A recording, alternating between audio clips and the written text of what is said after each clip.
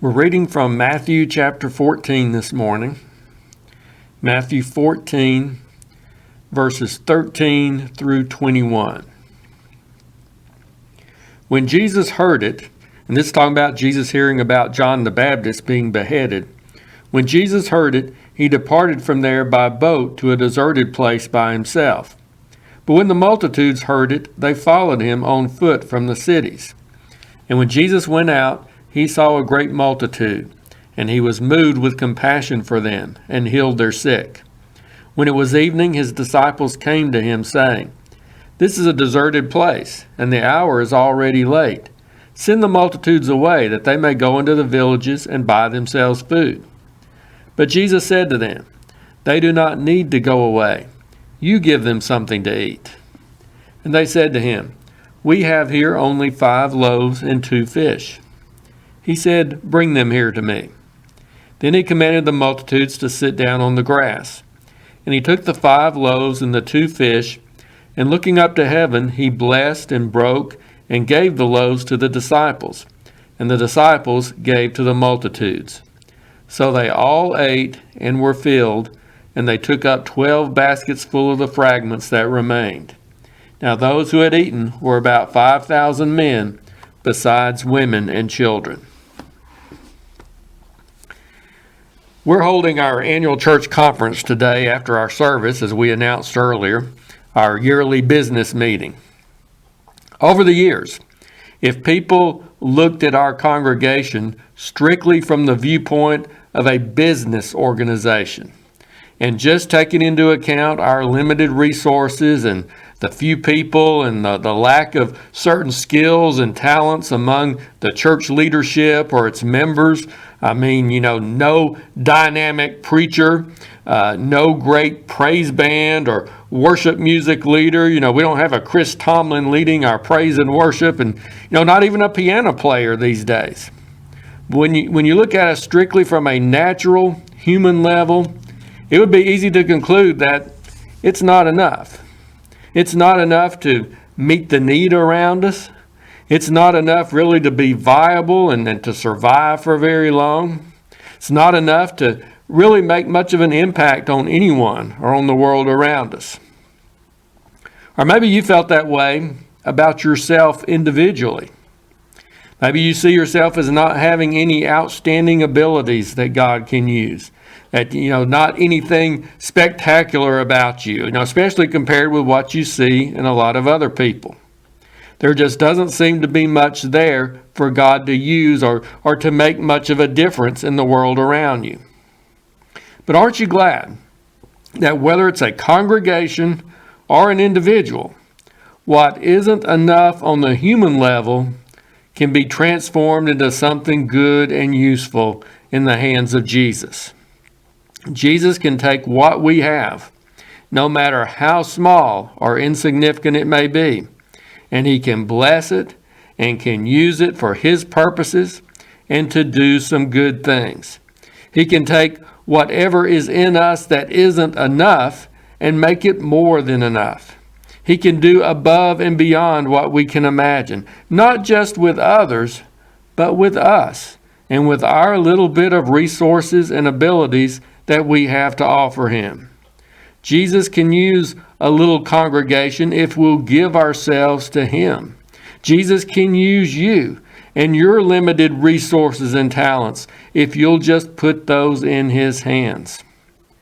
We may not be much on the strictly human, natural level or the way the world looks at us and perceives us, but give ourselves and give what we have to Jesus, and he can change us into a force for good and godliness. And that's one of the truths this incident that we're looking at reminds us of today. It's the account of Jesus feeding the 5,000. This is one of the few miracles that's recorded in all 4 of the Gospels. And let me say from the start that I do believe it is a miracle. Something beyond the natural took place here. And that's the obvious way to interpret this incident. It's the way it was meant to be taken, I believe. That Jesus took a little bit of food and miraculously multiplied it so that it became enough to feed a large group of people. And I point that out because there are those around who try to twist this story into an inspirational account of what people can do when they're inspired and moved to act a certain way, instead of it being a miraculous story about what God can do. This story isn't about Jesus motivating a group of people to share their food with one another. It's about the Son of God miraculously multiplying some bread and fish in order to meet a need. It's not about showing how good people can be. It's showing that Jesus was more than a mere man. He was the Son of God for whom nothing is impossible. So don't fall for the lies of those who try to remove the supernatural from the Bible and who try to explain away the miracles. Now, Jesus took 5 loaves and 2 fish and fed over 5,000 people with it. It was a sign. That's the word John uses. That's what he calls it in his gospel. And John used that particular word in other places to identify something that was a miracle, something that pointed to Jesus as being unique and having special divine power. It was a sign of his being the Son of God. So don't discount the miraculous aspect of this event or of any others recorded in the Bible. So what happened here?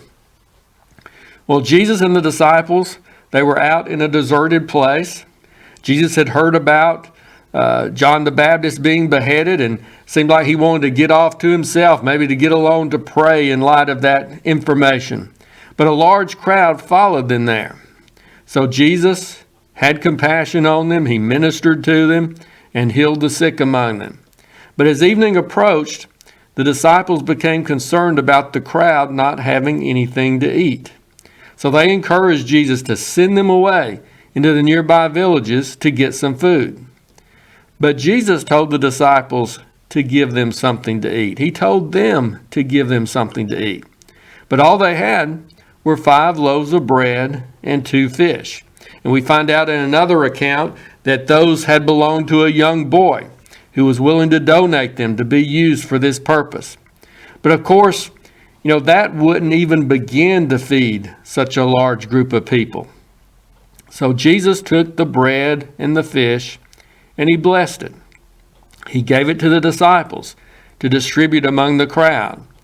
And it ended up being enough to feed the whole 5,000 plus crowd. And there were even 12 baskets of leftovers taken up afterwards. And no, the people didn't see that young boy share his dinner and decide to do likewise. No, from the account here, it doesn't look like they planned on going out there. It was kind of a last-minute thing when Jesus went out in that deserted place. They just followed him there. So they didn't bring any food with him. They weren't expecting to go out there and to be there that long. They didn't have any food to share with others. Jesus miraculously multiplied that little bit of food and made it enough to meet the need.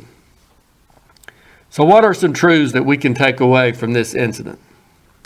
Well, several things stood out to me that I believe the Lord wanted me to share with you as I looked at it this time. First of all, let's not get overwhelmed by the size of the need. Let's not get overwhelmed by the size of the need. The need may be great, but that doesn't mean that there isn't anything we or God through us can do about it. The disciples pointed out the problem to Jesus. They said, here we are in a deserted place. We're out here in the middle of nowhere. And secondly, the hour is getting late. People have been out here a while. They're getting hungry. They're going to need something to eat.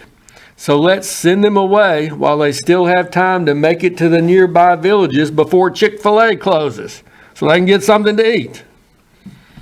Well, the disciples saw the need and they were concerned about the crowds. They didn't ignore the problem.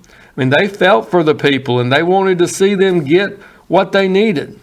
But they just didn't see any way that they could meet that need themselves.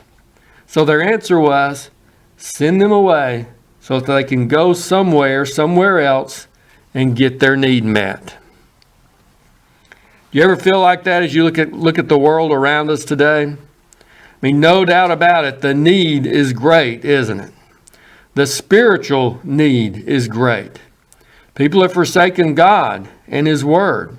They're, in a sense, starving themselves and refusing to receive the bread of life, the food that their souls need. There's a crowd of people around us who are depriving themselves of a saving relationship with Christ and the blessings of eternal life. They're hungering oftentimes, but looking for the wrong things to satisfy that hunger, or looking to the wrong things. And then you add on top of that all the other issues people are facing. And facing those issues or trying to without Jesus in their lives. And it's a huge need. You know, we see the direction our world is going spiritually and morally, and then how that's affecting our lives in so many other ways, economically and politically, and just so many other areas. The need in our world today is overwhelming. It's easy just to throw up our hands and say, you know, what can be done? And maybe say, you know, send them away to the government, or send them away to big relief organizations, or to the mega churches, you know, to those with more resources and abilities, and let them handle it. You know, send them away to get what they need. But notice what Jesus says. They do not need to go away. You give them something to eat. He's telling his disciples, the need is great, but you can do something about it. And I believe that's a reminder to us in our day too.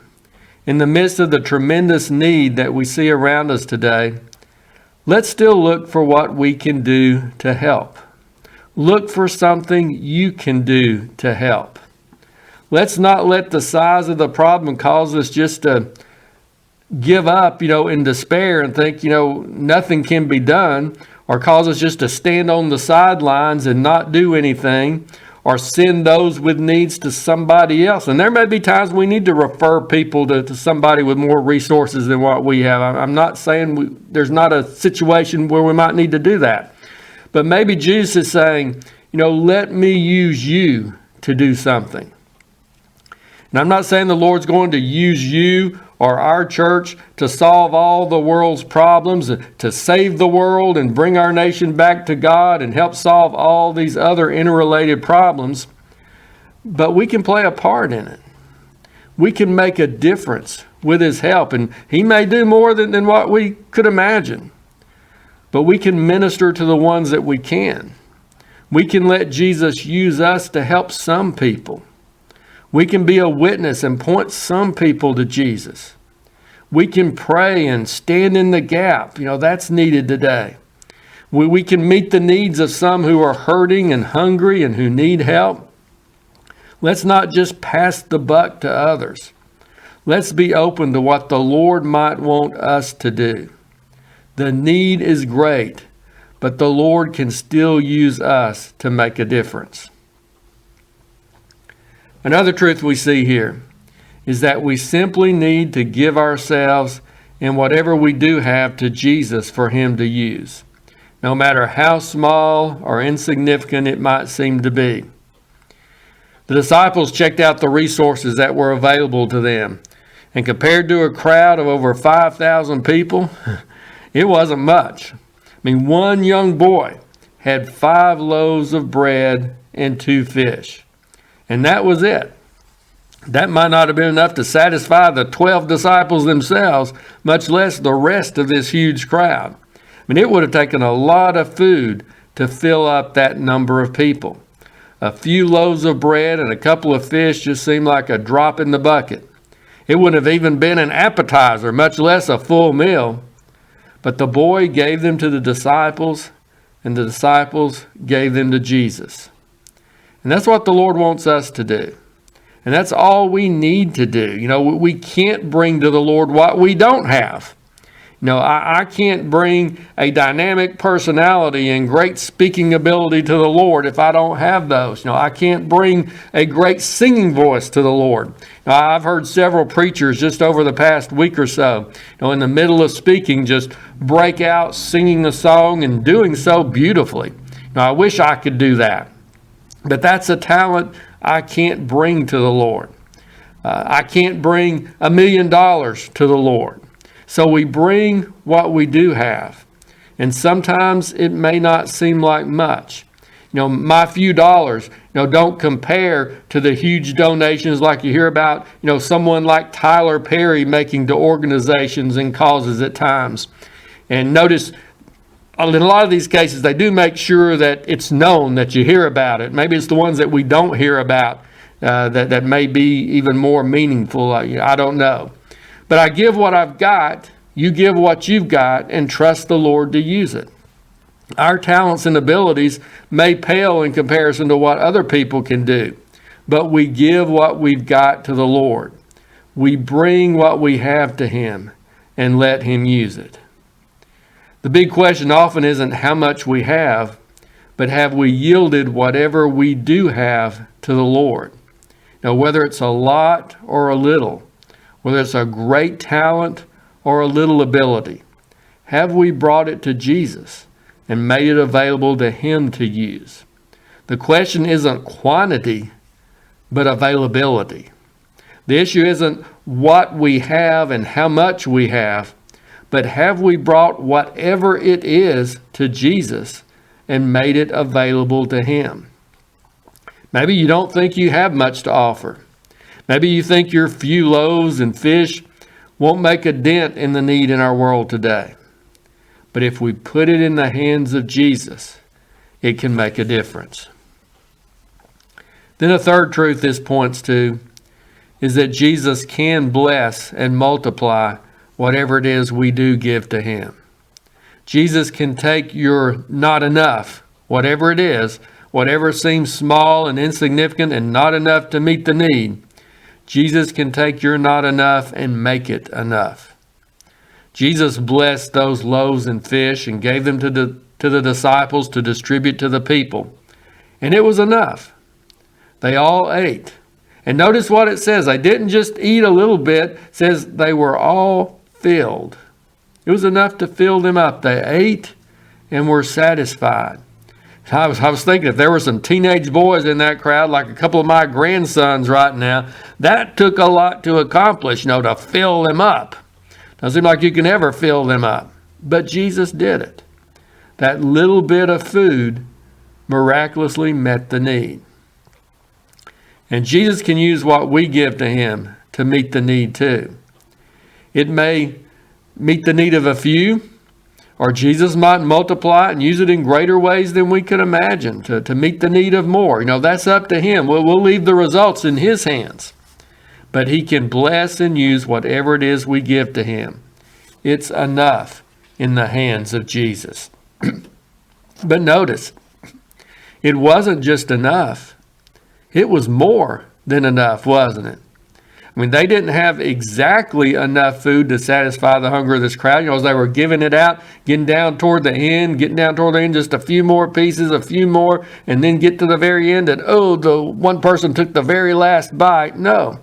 They fed the crowd and had leftovers. They took up 12 baskets of leftovers. Jesus met the need and went above and beyond. He supplied what was needed and abundantly supplied. And we can look for Him to do that in our case too. Jesus can meet the needs and more. He can not only take your not enough and make it enough, He can make it more than enough. Jesus can bless and work and do far more than we ever imagined. We've just got to bring what we have to Him and trust Him with it, and then see what He does. Let me read something that Bible teacher and author Warren Wiersbe wrote about this incident. And don't be surprised if you hear me quoting from him a little more often in the days ahead, because I just recently bought a set of his commentaries, so I'm enjoying reading some of his writings on various passages that we look at. But he says, Jesus still has compassion on the hungry multitudes, and He still says to His church, give them something to eat. How easy it is for us to send people away, to make excuses, to plead a lack of resources. Jesus asks that we give Him all that we have and let Him use it as He sees fit. A hungry world is feeding on empty substitutes while we deprive them of the bread of life. When we give Christ what we have, we never lose. We always end up with more blessing than when we started. That's so true, isn't it? So let's keep this in mind as we think about our church and its ministry, and think about it in relation to your own life and the service God calls you to do. Let's not let the overwhelming need in today's world paralyze us and cause us just not to do anything. Let's bring what we have to the Lord and trust Him to bless it and use it for His purposes and to more than meet the need. Trust Him to use it to bless others, and I believe we'll find ourselves being abundantly blessed too.